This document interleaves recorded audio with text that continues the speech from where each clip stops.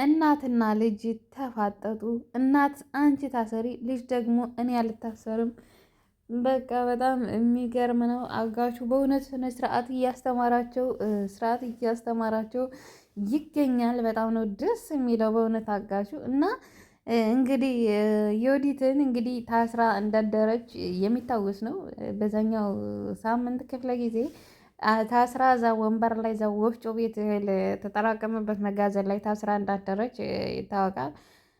ከዛ እናትሽ 23 ሚሊዮን ብር ወይ እንድትከፍል ንገሪያት፣ ካልሆነ ደግሞ እናትሽ ትምጣና ትተካለች፣ ከዛ አንቺ ትወጫለሽ ይላታል። እንግዲህ ጨካኝ ናት፣ ምንም ቢሆን እናት ናት። እንግዲህ ምንድን ነው ያለች ዮዲት? እሺ ትታሰር ነው ያለች ማለት ነው። እናት ጨካኝ፣ ልጅ ጨካኝ። በስመ አብ እንዴት ነው? እናትና ልጅ እንግዲህ እየተጨቃከኑ ይገኛሉ። እንዲ አንዳቸው እንኳን ለአንዳቸው ጠበቃ አልቆሙም ማለት ነው። እንግዲህ ከኑ የሚገርም ነው። አጋቹ አንቺ ታሰሪ በቃ እናትሽ፣ አንቺ ውጪ በቃ እናትሽ ትታሰር ሲላት እሺ አለች ማለት ነው። ዮዲት ጉድ እኮ ነው። አትገርማቸውም? ግን ምንም ቢሆን እናት ናት። ያው እንዴት እኔ በቃ እኔ እታሰራለሁ ምናምን አላለችም። ሁለቱም ራስ ወዳዶች ናቸው ማለት ነው። እንግዲህ አስቡት። እሺ ውድና የተከበራችሁ የቻናል ቤተሰቦች እንዴት ናቸው?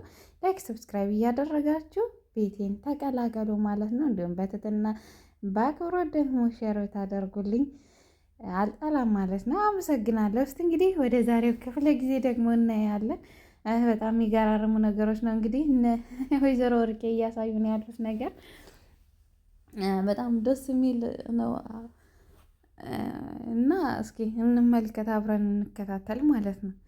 እንግዲህ ወይዘሮ ወርቄና ዮዲት እናትና ልጅ ትናንት እንግዲህ ልጅቱ ታስራ ነበር ያደረችው። እንደሚታወቀው እዛ ወፍጮ ቤት መጋዘን ውስጥ ታስራ ነበር ያደረችው። የወንበሩ እንቅልፏን አላስተኛትም፣ ወንበሩ እየተቆራቆረ እና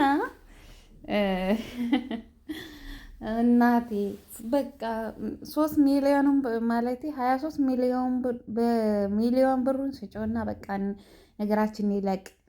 እሺ ከዛ በኬት አለኝ አንቺ የተረገምሽ ጭንቅላትሽ ይሰራል፣ ግን ብር ኬት አለ 23 ሚሊዮን ብር ትላታለች። እማዬ ቤቱ ይሸጣ ትላለች። እሷ ደግሞ አይ ቤቴን ሽጬ እኔ ጎዳና ልወድቅ ነው አለች። አይ አይደለም እማዬ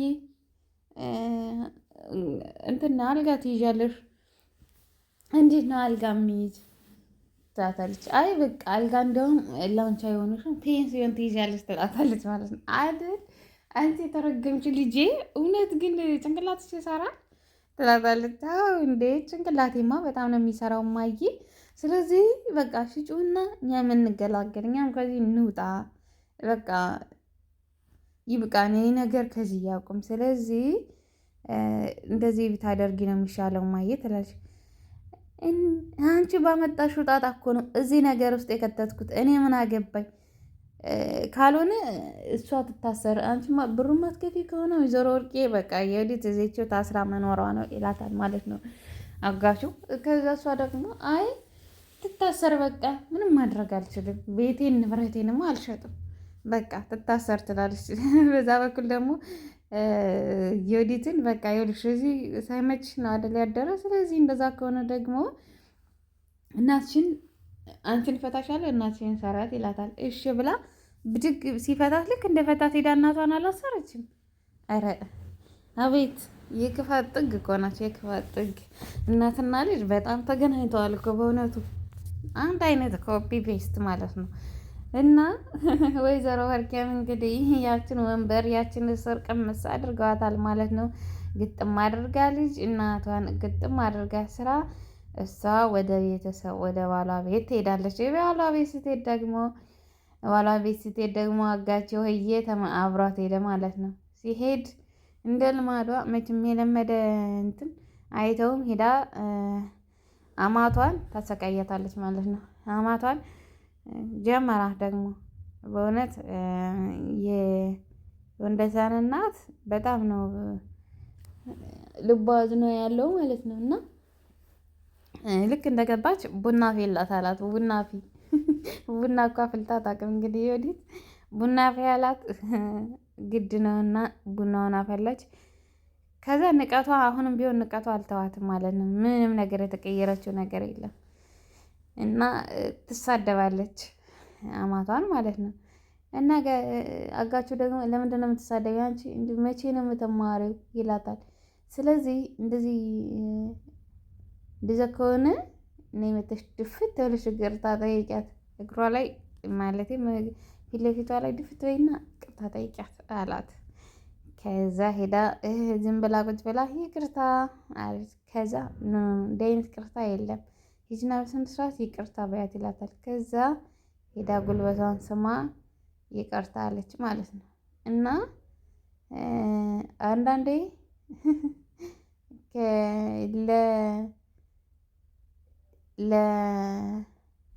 ለአለቃ ማለቃ አለው የሚባለው ነገር እነ ዮዲት ላይ ነው የሰራው በእውነቱ። ምክንያቱም ፀሐይንና አለምን እንዴት ሲያሰቃዩ እናትና ልጅ እንዴት ተንኮለኞች መሰሪዎች ናቸው። እንዴት ሲያደርጉ እንደነበረ እዚህ ነገር ውስጥ ሁሉ የገቡት በራሳቸው ተንኮልና በራሳቸው ሴራ ነው። ምክንያቱም እነሱ ዮዲት እንግዲህ ባሏ ነው የሚያስተዳድራት። ባሏ የሚገዛውን ምግብ እንኳን መስጠት አትፈልግም ነበረ ማለት ነው ለአማቷ። እና ለራሷ የተመጣጠነ ምግብ የተለያየ ነገር ትበላለች። ለእሷ ግን አንዲት ሽሮ ብቻ ለዛውም እየተሳደበች ስንት ነገር መከራ ስቃይ እያሳየቻቸው ማለት ነው የነበረ እና ስለዚህ ምንም የሚታዘንላቸው ነገር የለም። እና ዮዲት በጣም የእጃቸውን ነው ያገኙት። እንደው በዚሁ በነካጁ እንደው አጋቹ በነካጁ ወንደሰንን እንደው ወስዶ ባሰረው እንደው ትንሽ አይምሮ እንዲከፈተለት ማለት ነው። ወስዶ ትንሽ ባሰረው ምንም እኮ አይነካ ምንም ማለት ነው። እንዴት አይነት የሱ ፍቅር በጣም ይለያል። በጣም ቢያስረው ግን አሪፍ ነው ትንሽ ተምሮ ቢወጣ። ከዛም እቤት መጣ አጋቹ የወንደሰን እናት ቤት ሄደ መጣ። ቡናውን አፈላችሁ ዮዲት እና በቃ ማነህ አንተ ማነህ ስትለው ማለት ነው አጋቹን እኔ መልአክ ነኝ ጸሎትሽ ተሰምቷል። ምክንያቱም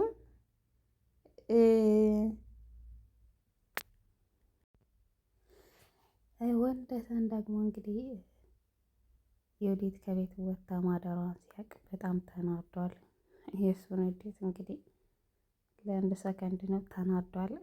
ከዛ ወደ እነ ዮዲት እናት አባት ቤት ይሄዳል ማለት ነው። ሲሄድ ማንም የለም እንግዲህ ወይዘሮ ወርቅም ታስራለች። ፀሐይ ብቻ ነው ያለችው ቤት ማለት ነው። እና ሄዶ ፀሐይ ደግሞ ቁጭ ብላ ምስር እየለቀመች መጣ ማለት ነው። ሲሄድ እሺ ወንደሰን እንዴት ነህ ደህና ነህ ብላ ዮዲት የት ናት ይላታል።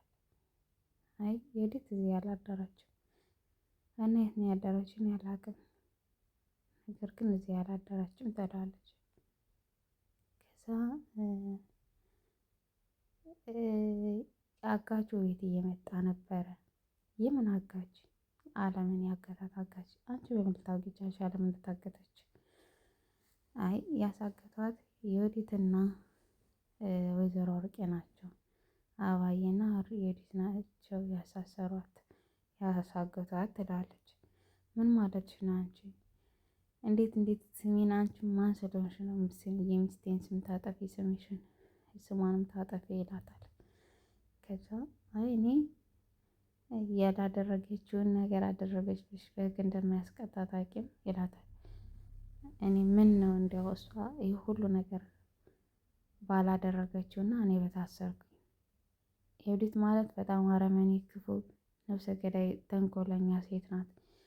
እናትና ልጅ በጣም ክፎች ናቸው። እናትን ሲል ሊገድሏት መርዛ በልተው ሊገድሏት ሲሉ ሲሰድባት አለም ቪዲዮ ቀርጻታለች። እና ባለፈው በሶሻል ሚዲያ ላይ ልንፖስተው ስንል ካርድ ስልኩ የለውም ነበርና ካርድ ለመግዛት ስትሄድ በጎረምሳ አሳፈነቻት ማለት ነው። ዮዲትና እናቷ አሳፈኗት። ለዛ ነው እንደዚህ የጠፋችው።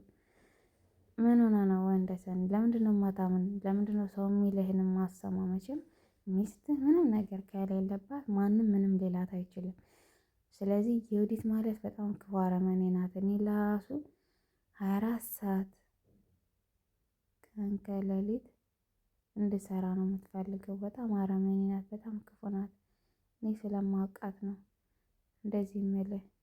ምን ነው መልካም በሆነች እና እኔ የተናገርኩት ሁሉ ውሸት በሆነ ትለዋለች። እሱ ግን ምንም ሊያምን አልፈለግም። የተደፈነ ጭንቅላት ያለው ልጅ ማለት ነው።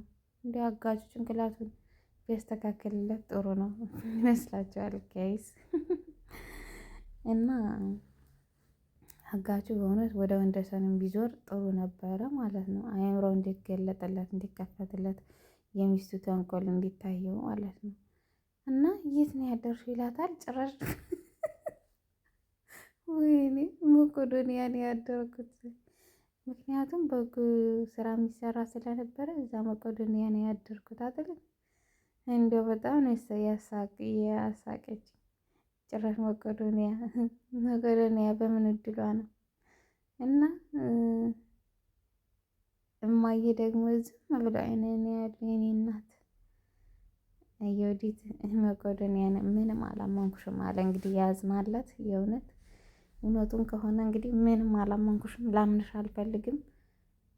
እንዴት ለኔ መቄዶንያስ ቢሆን ብትሄጂ ለኔ ለምን አልነገርሽኝም? በጣም ተቆጥቶ ተናዶ ነው እያወራት የነበረ። ከዛ እንዴ እየተቆጣኝ ነው ትላለች ደግሞ በላይ ሆና ማለት ነው። ከቁጣም የሚያልፍ ሊኖር ይችላል። ስለዚህ በቁጣው ምንም እንዳይመስልሽ። አላመንኩሽም ብሎ ወደ መኝታ ቤቱ በሩን ጓ አደረገና ግብት ብሎ ያው በሩን ቆልፏል ማለት ነው። እንግዲህ ወንደሰን እና ዮዲት በቃ አሁን እንግዲህ ቤቱም ሊሸጥ ነው የዮዲት ቤት። ወንደሰንም እንግዲህ በደንብ አእምሮ ከተገለጠለት ተንኮሏን ያውቃል። ከዛ ምን እንደሚወጣት እንግዲህ እናያለን ማለት ነው። ተንኮል የመጨረሻው በጣም የሚያስጠላ ነገር ነው የሚሆን። ተንኮል መስራት አግባብ አይደለም ማለት ነው። ስለዚህ ዮዲትና ወይዘሮ ወርቄም እንግዲህ የገጠማቸው ይህ ነገር ነው ማለት ነው። ስለዚህ እናንተ እስቲ ከዚህ ድራማ ምን ተማራችሁ? ምን ተሰማችሁ? የእውነት በጣም አስተማሪ ድራማ ነው። የእውነት ይቀጥሉበት። ግን እንዲሁ እናንተ ምን ተማራችሁ ከዚህ ድራማ ማለት ነው? በጣም ደስ ይላል። ያለው ነገር በጣም አሪፍ ነው። እንግዲህ እናትና ልጅ ለራሱ ማለት ነው እንደዚህ በገንዘብ ጉዳይ እንዴት እንደማይስማሙ ያው እንግዲህ እያሳዩን ነው ማለት ነው። ገንዘብ አይደለም ለሌላ ለእናትና ልጅ ማይበጅ ማለት ነው።